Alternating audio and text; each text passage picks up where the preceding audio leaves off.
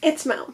It is June, and that means it's time to talk about our summer TBR. Now, I am not much of a TBR maker. I don't usually make TBRs for many reasons. Sometimes I will make like a pile of possibilities, and I guess that's really more what this is.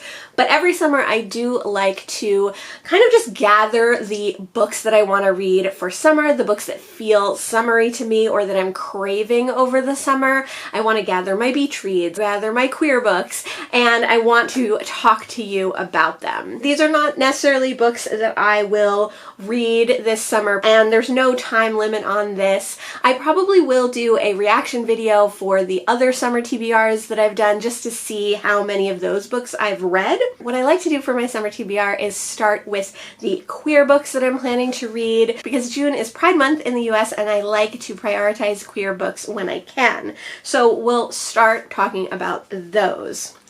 A new book that I recently got is Paul Takes the Form of a Mortal Girl by Andrea Lawlor. I don't know if this is a queer author, but I know that this is about kind of a shape-shifting individual who can change their gender and who often does. And I believe it's kind of set in like the 80s or 90s and kind of around like club scenes. Now, I don't know how like sci-fi we get into this. I don't know if this is more of like a literary book about gender and gender fluidity. I don't know how queer this book is, but I do know that it is often considered, you know, one of the modern queer classics. So I am excited to get to it. Next, we have a queer book that I've been looking forward to for quite some time, but have just not managed to read yet, and that is Tin Man by Sarah Winman. I think this is a book about three friends, two of whom fall in love, and it's just, I mean, come on, summer vibes. Look at this cover. It's so beautiful.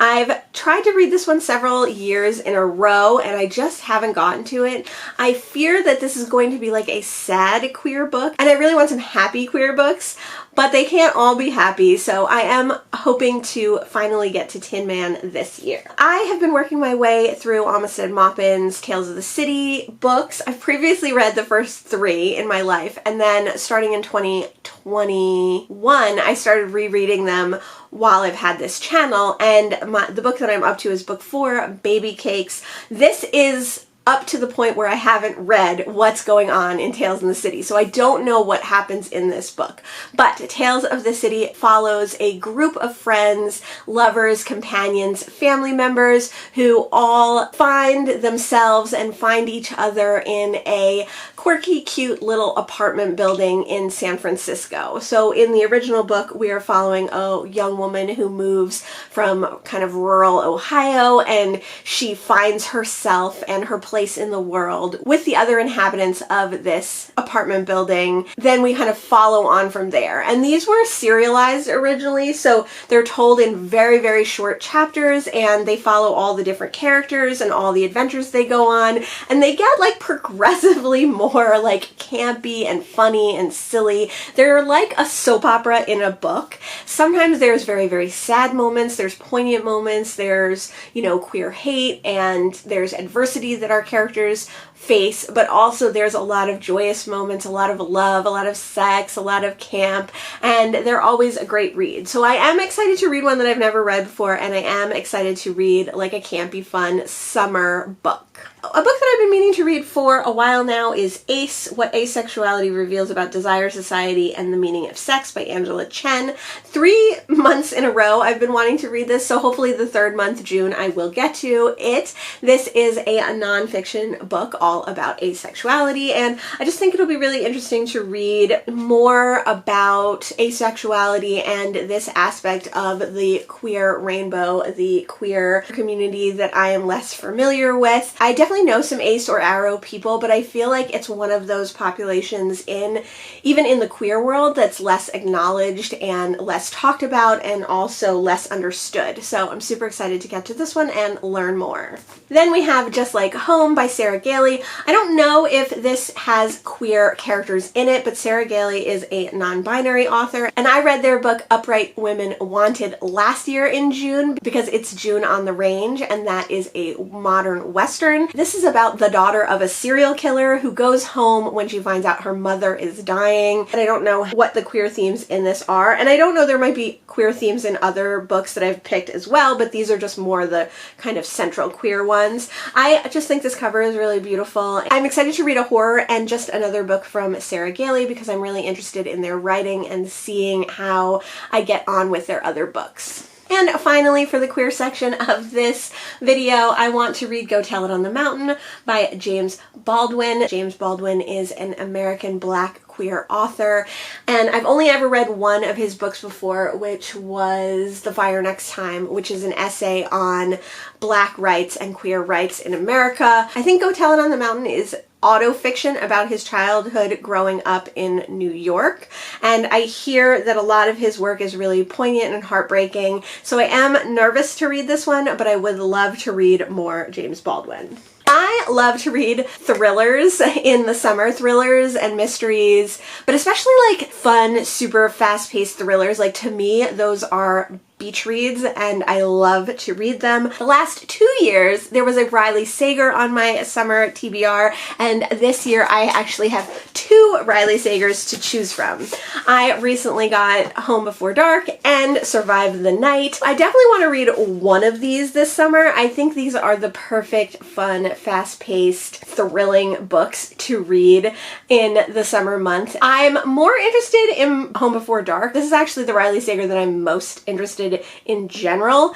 And then Survive the Night I've heard really bad reviews of, but I'm super curious to know why. So I am interested in this one as well. I do love hardcovers at the beach, so this might be the one that I pick, but we'll see. And another author that I have multiple books from, and another author that writes thrillers, is Catherine Steadman. I have 3 Catherine Steadman books, and I have never read a Catherine Steadman. The one that I was initially super interested in was Something in the Water. This was the first of hers that I got, and this is about a couple who find something in the water, and a kind of, I think, slow-paced thriller ensues, but I've heard that this book is a little bit weird, and I'm definitely excited to try it out. I could also read Family Game, which is her latest release. This, I think, is about a person who marries into or somehow becomes part of a family, and they have a deadly game that they play.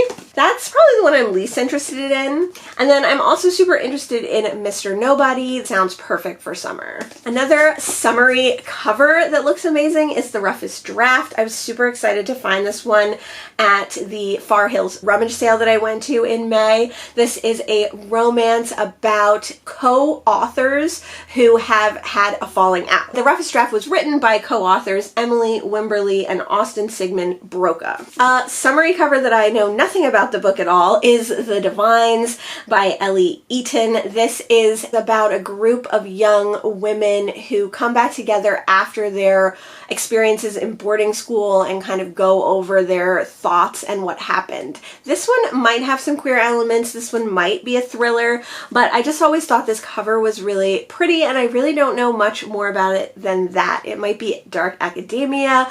I think it gives off summer vibes and those kind of like after school vibes, those post school vibes that kind of feel summery. Florida by Lauren Groff. This is a collection of short stories, and this is actually one of my TBR spin books, which I started reading. When I started reading it, I didn't realize it was short stories. I think after reading the first 2 stories, I think this is going to be a perfect book for summer.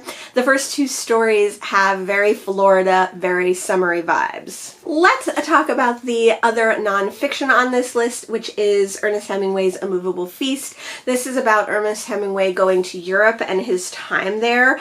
And I've read some short stories by Ernest Hemingway. I've also read The Old Man and the Sea, and I don't get along with his writing entirely, but I'm super interested to read a nonfiction by him. This was a very influential time in his life, and I think that whole going to Europe and bohemian lifestyle could be a inspiring summer book. On to some other mysteries that I really want to read this summer. I really want to get to The Bullet That Missed by Richard Osman. This is the third in the Thursday Murder Club, and I read the first Thursday Murder Club in the fall, the second Thursday Murder Club in the winter, and I think it would be fun to read the third in the summer. I'm excited to find out what Elizabeth and Joan and the gang are up to.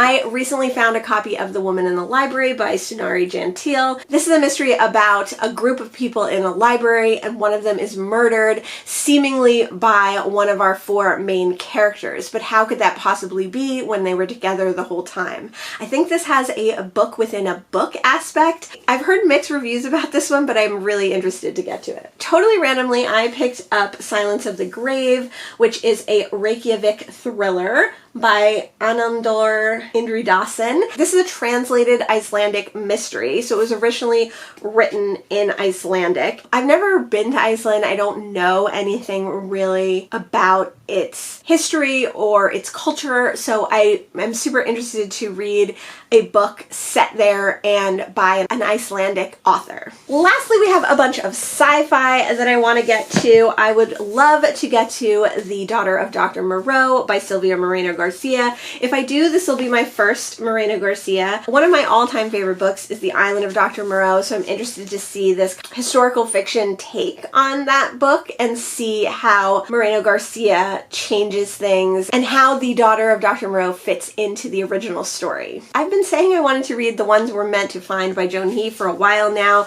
but this is kind of a cli-fi book about two sisters who are separated and how they come back together, and I would really like to read it. It is a YA book, which I'm not super stoked on, although I have been reading more of them this year, but the cover on this is so beautiful and I'm really interested in the premise, and it definitely sounds very summery. I think one of the girls is trapped on a eco-disaster island, so this one might be the perfect one to read on a solitary beach. Speaking of young adult, this is actually a middle grade book. I don't read very many middle grade books at all. This is The Wild Robot by Peter Brown. This is a middle grade book about a robot who is wild and lives on an island. Again, all the summer vibes. There's some really great little illustrations in here, and it's just looks really fun. I've heard only good things about this book and I am excited to try it. This is a series, so if I like this one, maybe I'll be reading a middle grade series. Dinosaurs by Lydia Millett. I don't know anything about this book at all. I was super happy to get it at the Far Hills rummage sale. I read a children's Bible by Lydia Millett last year and I really, really loved it. That was kind of a tense cli-fi book about a group of children, and I honestly do not have any clue what Dinosaurs is about. This is her latest release and I don't need to know anything. I just want to read it. I would like to read The Pisces by Melissa Broder. I don't think Melissa Broder is going to be an author for me. The things that I've heard about this book and Milk Fed make me think that I might not jive with her writing. I think it's going to be a little too sexual, a little too visceral, a little too gross kind of book, but I'm so curious to read this book about a woman who falls in love with a fish, or maybe a fish man. But she definitely has sex with some kind of fish. And I do want to find out what everybody is buzzing about with Melissa Broder and with this book in particular. And, you know, having sex with a fish sounds like a great summer read. Finally, I really want to read Acceptance by Jeff Vandermeer. This is the third in the Southern Reach trilogy. I've read the first two in this trilogy, one in 2022 and one at the beginning of this year. And I loved both of them. These are eco-terror, horror, bureaucratic horror, clones, body horror, just so many amazing, interesting sci-fi things. And this final one in the trilogy might give us more answers or it might not. Either way, I'm super excited to get to this one soon. So those are all the books on my summer TBR. Like I said, I'm not going to get to all these this summer, but you never know, maybe I will. Let me know what you're hoping to read in summer and let me know what your ideal beach read is. Mine, like I said, is like a thriller in a hardcover. That way the pages lay open when you're laying on your beach towel. Just that thrilling, fast pace, maybe a little scary, heart-pounding vibes. Those are my favorite beach reads. So let me know what yours are. Thanks so much for joining me today, and I'll see you in the next one. Bye!